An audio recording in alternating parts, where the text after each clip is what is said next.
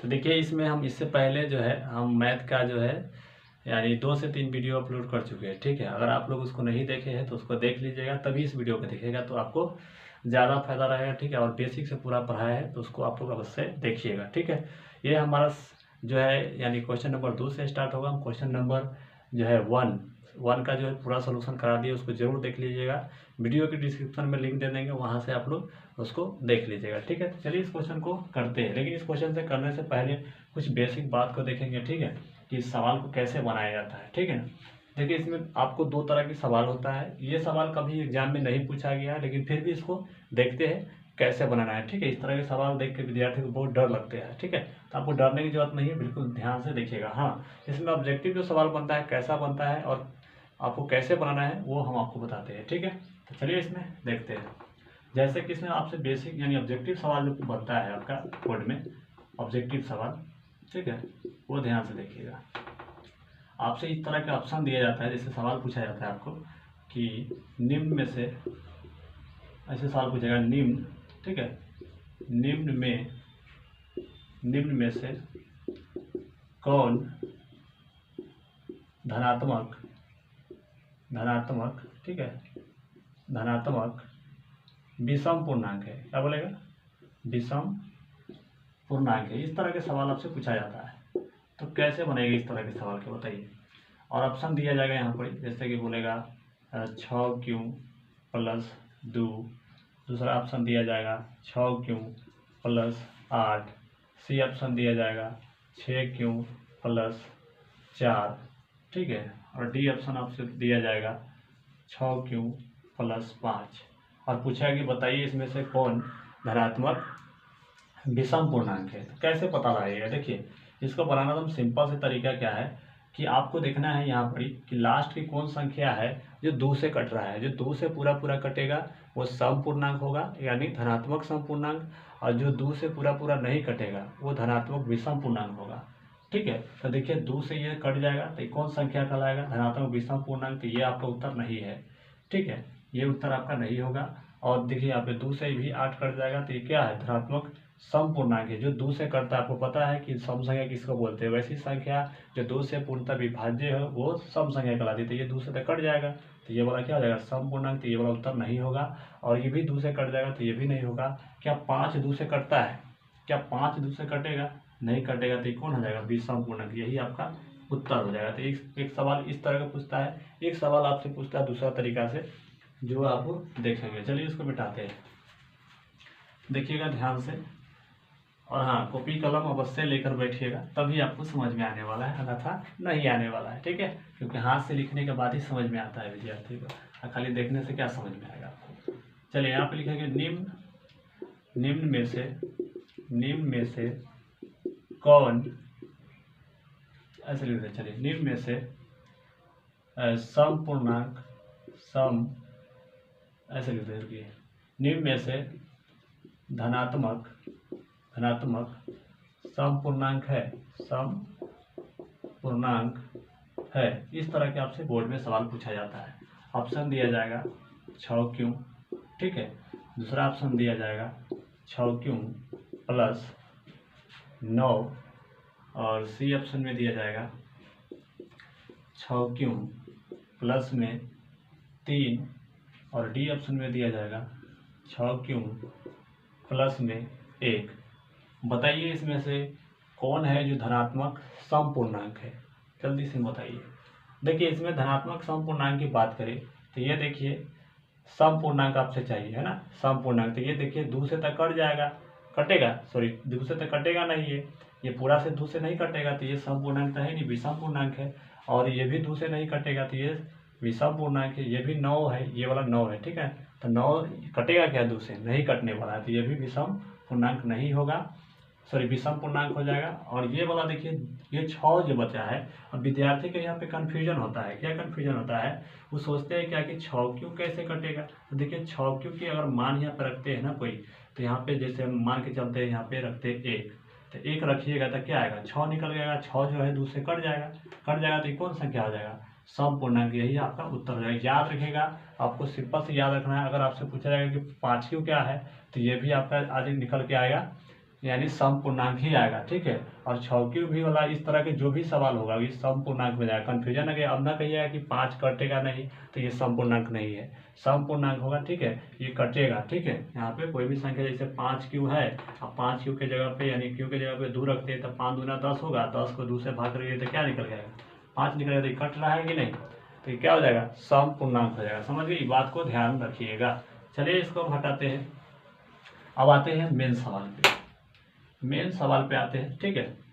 अब ध्यान से देखिएगा, सवाल जो हमारा 2 है इस पर हम ऑब्जेक्टिव बता दिए हैं। आपको अगर कहीं पे समस्या होगा तो आप लोग जरूर इसको कमेंट में बताइएगा, आपको फिर से बता दिया जाएगा, ठीक है।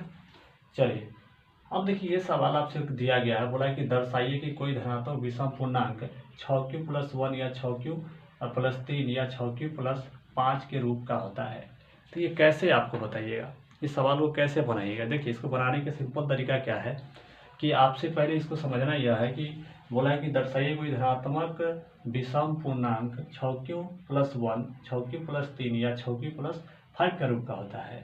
तो देखिए अगर हम आपसे पूछे कि धनात्मक विषम पूर्णांक कौन कौन होता है तो क्या बताइएगा। अगर हम आपसे पूछे कि धनात्मक विषम पूर्णांक बताइए तो क्या बताइएगा। जैसे धनात्मक विषम पूर्णांक आपका 9 है ना, धनात्मक पूर्णांक 7 है, धनात्मक पूर्णांक 12 है ना। इस तक क्या है, सॉरी 12 नहीं होगा, 11 है, 13 है, 15 है, 19 है, ये सब क्या है, धनात्मक विषम पूर्णांक है ना। तो ये सब धनात्मक विषम पूर्णांक, अगर कोई लेगा बोलेगा, कोई विद्यार्थी बोलेगा कि बाबा ये 13 के धनात्मक विषम पूर्णांक में लिख के बताइए, तो इसको कैसे लिखेंगे, ऐसे लिखेंगे 6 क्यू, देखिए यहाँ पे लिखेंगे क्या 6 गुना, देखिए ध्यान से इसको कैसे लिखेंगे, 6 दूना 12 कट जाएगा है ना, क्योंकि 6 से भाग लगाएंगे तो 6 गुना 2 + 1 ऐसे लिखेंगे, ठीक है।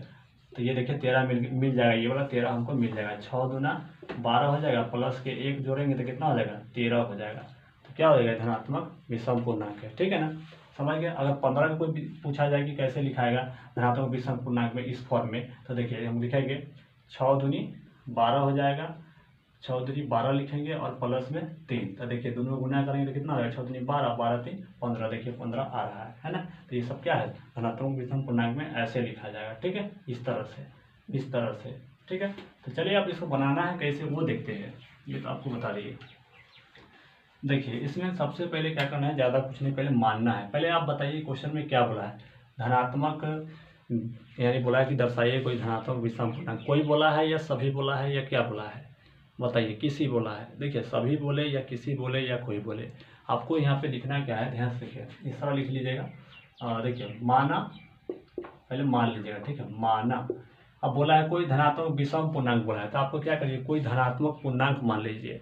क्या मानिएगा, देखिए जब क्वेश्चन में बोला गया है कि कोई धनात्मक विषम पूर्णांक, तो आपको क्या करना है, मान लेना है कि कोई धनात्मक पूर्णांक है, ठीक है। क्योंकि सब मानिएगा विषम मानिएगा तो फिर दोनों पार्ट आ जाता है, इसलिए इसको आप क्या करिएगा, कोई धनात्मक पूर्णांक मानना है, ठीक है। हम लिखते हैं माना कोई धनात्मक पूर्णांक ए हो जाएगा। क्या मान लीजिएगा, ए, ठीक है, ए मान लेंगे, क्यों, क्योंकि फार्मूला आप लोग जानते हैं ए बराबर BQ + R होता है, पहला ही आप क्वेश्चन में देखे थे, ठीक है। अब इसमें क्या करना है समझिएगा, ये तो हो गया। अब उसके बाद देखिए इसमें क्या करना है, बी के मान निकालना है। तो बी के मान कौन सा होगा, बी के मान यहाँ पे जो लिखा है वही बी के मान होता है, 6 लिख लीजिए। और जो बी के मान यहाँ पे 6 आ गया, ठीक है ना, बी के मान 6 आ गया। अब आर के मान कौन सा होगा बताइए, आर के मान हमेशा भाजक से छोटा होता है, आर का मान क्या होता है, भाजक से छोटा होता है। तो ये बी जो होता है भाजक होता है, ठीक है। आप पीछे वाला में क्लास में देखे थे, जैसे इसके बारे में बताए थे, ये वाला होता है भाजक कहलाता है, ये भाजक कहलाता है, इंग्लिश में इसको बोलते हैं, इसको बी बोलते हैं। ये आपका भाज्य कहलाता है ना, इसको बोलते हैं यानी भाज्य, क्या बोलते हैं, भाज्य बोलते हैं। और ये कहलाता है आपको ए, और इसके बारे में बताए थे भागफल कहलाता है, ठीक है, भागफल। और इसको बोलते हैं क्या, क्यों। और यहाँ पर जो शेष बचता है उसको बोलते हैं शेषफल, जिसको बोलते हैं आर, क्या बोलते हैं, आर बोलते हैं, यानी रिमाइंडर, ठीक है, आर बोलते हैं। इसके बारे में आपका नॉलेज होगा, पिछले क्लास में आप लोग देखे होइएगा, ठीक है। इसको हटाते हैं। अब ये बात समझिए, देखिए आपको बी के मान वही होगा जो यहाँ पर लिखा हुआ है। देखिए अगर 6Q + 1 लिखा है तो 6 है तो वो बी के मान होगा। अगर यहाँ पे 8Q लिखा है तो बी के मान 8 होगा। अगर यहाँ पे 12 क्यों लिखा है तो b के मान 12 होगा। अगर b के मान यहाँ पे 20 यानी यहाँ पे लिखा है 24 लिखा है तो b के मान 24 होगा। समझ के, यहाँ पे जो लिखा होगा वही b के मान होगा, ठीक है ना। अब यहाँ पे r के मान की बात करते हैं, तो r के मान बताइए क्या क्या आ सकता है। अगर आप भाग देते हैं, भाग में यानी भागफल अगर आप सीखे होइएगा तो आप भाग देते हैं, उसमें तक क्या क्या आता है। भागफल में आपका 0 भी आ सकता है, 1 2 3 4 कोई भी संख्या आ सकता है, 0 के अलावा और कोई भी संख्या आ सकता है ना शेषफल में। तो देखिए यहाँ पे वो समझना है कि 6 यहाँ पर दिया है, तो इससे छोटा नंबर कौन कौन होगा 6 से। तो देखिए 6 में यानी 6 से वो कम करके लिखना है, जैसे 0 शेषफल बच सकता है ना, 0, उसके बाद 1, उसके बाद 2, उसके बाद 3, उसके बाद 4, उसके बाद 5, यानी 6 को आप 5 तक लिखेगा, है ना। ये वो कम करके लिखना है, वो आपका क्या हो जाएगा, शेषफल होगा। समझ गए, चलिए समझ गए होइएगा। अब उसके बाद इसको बनाना है, ज़्यादा कुछ अब करना नहीं है यहाँ पर ही।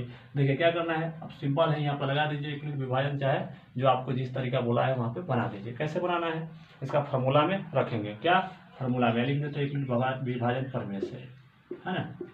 यूक्लिड विभाजन प्रमेय से या विधि से भी लिख सकते हैं या एल्गोरिथम से भी लिख सकते हैं, ठीक है। यूक्लिड विभाजन, ठीक है, प्रमेय से फार्मूला क्या होता है इसका, a बराबर बी क्यू प्लस आर, यही होता है। अब देखिए ज़्यादा कुछ नहीं, यहाँ पे लिखेगा जब, क्या लिखेगा जब, यहाँ पे r के जगह पे क्या ले रहा है बताइए जल्दी से। r के जगह पे पहले आपको 0 लेना है, क्या लेना है, 0 लेना है। समझिए ध्यान से, जहाँ पे a है, जहाँ पर a है उसको a ही लिखना है, ठीक है ना। तो r के जगह पे आपको क्या लिखना है, 0 रखना है। ये बात समझिए ध्यान से, एक बार लिखते हैं आप समझ जाइएगा। 1 मिनट, इसको मैं ऐसे लिख देते हैं, चलिए कोई बात नहीं, यहाँ पे 0 रख देते हैं और यहाँ पे इसको ऐसे लगा देते हैं, a बराबर, है ना, b के जगह पे कितना लिखना है बताइए जल्दी से। a को तो इसी तरह लिखेंगे क्योंकि a के मान तो दिया नहीं, a ही हम माने थे, है ना। b के जगह पे क्या लिखना है, आप a यहाँ लिख भी सकते हैं, छोड़ भी सकते हैं, कोई दिक्कत नहीं है, ठीक है ना। a लिख भी सकते हैं, छोड़ भी सकते हैं, एक बार लिख दीजिए, कोई दिक्कत नहीं। चलिए b के जगह पे क्या रखना है, b के जगह पे आपको क्या रखना है, 6 रखना है, तो रख दीजिए 6, गुना क्यू की जगह पे, तो क्यू तो दिया ही नहीं, तो गुना क्या लगेगा, इसको ऐसे लिख दीजिए, ऐसे लिख दीजिए, चाहे इसको गुना लगा लीजिए, ठीक रहेगा। गुना प्लस आर के मान क्या दिया है, 0 दिया है, 0 लिख लीजिए। अब इसको सॉल्व कर लीजिए, सॉल्व करिएगा तो क्या निकल के आएगा, 6 में क्यू से गुना और 0 जोड़िएगा तो क्या हो जाएगा, 6 क्यों आ जाएगा। अब ए मत लिखिएगा, बार बार ए को नहीं लिखना है, ठीक है। आप चाहते थे ए ये छोड़ दीजिए, कोई दिक्कत नहीं, ठीक है। चलिए लेकिन कोई बात नहीं। अब आते हैं जब यहाँ पर ही आर के जगह पे यानी 1 ले रहा है ना, यहाँ पे देखिए ए को यहाँ पे लिख देते हैं, कोई दिक्कत नहीं। तो बी के जगह पे कितना 6 लिख देते हैं, है ना, 6 लिख दे रहा है। उसके बाद यहाँ पे क्यू के मान तो दिया नहीं, तो क्यू लिखेंगे, अब प्लस आर के जगह पे कितना 1, तो क्या हो जाएगा 6 क्यू प्लस 1, है ना, 6 क्यू प्लस 1 हो जाएगा, ठीक है। उसके बाद जब आर की जगह पे आप कितना लेंगे 2, देखिए ये वाला 2 है तो 2 यहाँ पर रखिए, और जहाँ पे आर आएगा फॉर्मूला में देखिए यहाँ पे बी की जगह पे 6 रख दीजिए और क्यू है तो क्यू लिख दीजिए, और आर की जगह पे कितना लिखेगा 2, हो गया। अब उसके बाद 4 में आइए, अब जगह मेरे पास नहीं है तो हम इधर लिखते हैं, ठीक है, यहाँ पे लिखते हैं, चाहे यहाँ पे लिख देते हैं इस जगह पे, ठीक है, यहाँ पे लिख देते हैं, देखिए ध्यान से। अब यहाँ पे जब आर की जगह पे 3 लेते हैं, कितना आर, तो बी के जगह पे हमको कितना रखना है, देखिए यहाँ पे बी के जगह पे 6 रखना है, 6 रख दिए, ठीक है। उसके बाद क्यों है तो क्यों लिखेंगे, क्यों क्यू के मान दिया नहीं है, क्यू के मान इसमें कहीं दिया है नहीं दिया है, तो क्यू लिखिएगा। अब प्लस लगाइए, आर के जगह पे कितना लिखना है, आर के जगह पे तो यहाँ पे देखिए 2 रखे थे, यहाँ पे 3 रख रहे थे, 3 रख देंगे, हो गया, यहाँ पर आ चुका है। उसके बाद फिर जब 4 तक जाएंगे, ठीक है, 4 तक यानी आर के जगह पे 4 लीजिए, 4 लीजिएगा तो यहाँ पे 6 क्यू प्लस की 4 हो गया। उसके बाद फिर यहाँ पे जब, ठीक है, आर लीजिए यहाँ पर, तो फिर से आर की जगह पे कितना लेना है 5 लीजिए, ये देखिए 5 दिया है तो 5 को लिख लीजिए और यहाँ पे लिख दीजिए 6 क्यू प्लस की 5, तो ये देखिए टोटल पूरा 5 तक हम रख दिए हैं। अब बताइए इसमें सम पूर्णांक कौन है, विषम पूर्णांक कौन है, क्या आप इसमें से छांट पाइएगा, तो बिल्कुल आप बेसिक में हम आपको बताए हैं थोड़ा देर पहले जो क्वेश्चन बताए हैं उससे आप इसको छांट पाइएगा। लेकिन क्वेश्चन में आपको बोला है विषम पूर्णांक चाहिए, लेकिन इसमें जो हम निकाले हैं, हम लोग जो निकाले हैं इनमें सम पूर्णांक भी निकला है और विषम पूर्णांक भी निकला है, तो इसको चलिए इसको छांटते हैं। तो हमको चाहिए कौन, विषम पूर्णांक, तो ये तो मेरा सम पूर्णांक है तो इसको नहीं लेंगे, है ना, इसको मतलब लिख देंगे। ठीक है, ये हमारा क्यों है सम पूर्णांक। विषम पूर्णांक इसमें कौन कौन है बताइए। विषम पूर्णांक एक ये है, और एक विषम पूर्णांक ये है, और एक विषम पूर्णांक ये है ना। तो हमको जो चीज़ नहीं लेना है उसको लिखेंगे। ठीक है, यहाँ पे लिखेंगे, चूँकि भाषा लिखेंगे। देखिए अब यहाँ पे सवाल पूरा बन चुका है, खाली भाषा लिखना है आपको। तो लिखिए चूँकि लिखेंगे यहाँ पर 6 क्यों प्लस 2 या 6 क्यों प्लस 4 या 6 क्यों प्लस होता गया है ना, एक छूट गया, रुकिए यहाँ पे फिर से देते हैं, 1 मिनट रुकिएगा। देखिए यहाँ पे चूँकि लगाइए, और 6 ये भी तो प्लस में है, ये देखिए ये सम पूर्णांक है ना ये भी, तो इसको लिखिए चूँकि 6 प्लस 6 हो गया, और या 6 प्लस 2। ठीक है, 6 प्लस 2 ये वाला देखिए 6 प्लस 2 या उसके बाद 6 प्लस 4। ठीक है, यहाँ पे जगह नहीं है, यहाँ लिख देते हैं 6 इसको ऐसे कह देते हैं। चलिए 6 प्लस के 4। अब यहाँ पर कोई नंबर है जो सम वाला है। सम वाला हमारा एक यहाँ था और एक यहाँ था सम वाला, है ना। 1 मिनट इसको हटाते हैं। सम वाला एक ये था और एक ये थे और एक ये था, तो सम वाला को यहाँ लिख लिए। तो हम लिखे 6 या 6 प्लस 2 या 6 प्लस 4 यह धनात्मक सम पूर्णांक है। क्या है, सम पूर्णांक है, जबकि हमें धनात्मक विषम पूर्णांक चाहिए। जबकि हमें धनात्मक विषम पूर्णांक चाहिए। क्या चाहिए जल्दी बताइए, विषम पूर्णांक चाहिए, विषम पूर्णांक चाहिए। ठीक है, लिख दिए। तो धनात्मक विषम पूर्णांक हमारा कौन कौन आया है बताइए जल्दी से। एक ये आया है, और ये तो नहीं है, ये तो सम वाला था। एक ये आया है और एक ये वाला आया है। तो चलिए लिख देते हैं। इसलिए यहाँ पर लिखेंगे, इसलिए क्या लिखेंगे, इसलिए 6 प्लस 1। देखिए क्यों लिखते हैं ये तो समझ लीजिएगा आप लोग। 6 प्लस 1 या 6 प्लस 3 या 6 प्लस 5 हो गया, यहाँ लिख दिए। इसलिए 6 प्लस 1 या 6 प्लस 3 या 6 प्लस 5 धनात्मक विषम पूर्णांक होगा। धनात्मक विषम पूर्णांक होगा, धनात्मक विषम पूर्णांक होगा। ठीक है, पूर्णांक होगा, ये हम बना दिए। ठीक है, आप ऐसे भी लिख सकते थे, यहाँ से इसको भाषा में ऐसे भी लिख सकते हैं। इसलिए कोई धनात्मक विषम पूर्णांक 6 प्लस 1 या 6 ऐसे लिख सकते थे कि इसलिए लगा दीजिए कोई धनात्मक विषम पूर्णांक 6 प्लस 1 या 6 प्लस 3 या 6 प्लस 5 के रूप का होता है, यहाँ पर लिख दीजिएगा। ठीक है, ऐसे भी आप लिख सकते हैं। तो ये सवाल पूर्णतः बन चुका है। इस प्रकार आप बना देते हैं, और इस प्रकार से बना देते हैं तो आपको बोर्ड एग्जाम में 2 के 2 नंबर मिल जाएगा। हालांकि सवाल आपको नहीं पूछा जाता इस तरह के। ठीक है, तो इस वीडियो को इसी पे एंड करते हैं। थोड़ा वीडियो लंबा हो गया है। ठीक है, चलिए तो इसी पे एंड करते हैं, और हाँ शेयर कीजिएगा।